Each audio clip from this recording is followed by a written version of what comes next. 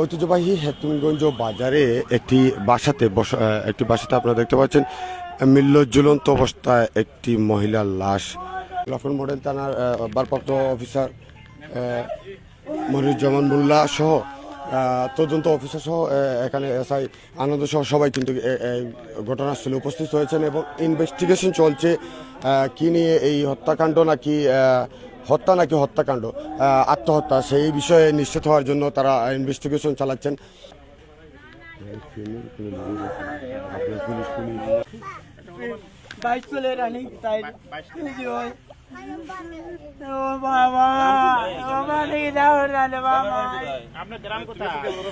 আমার গ্রাম ফুলতুলি এলাকার গ্রাম ফুলতুলি এলাকার গ্রাম জিও জিও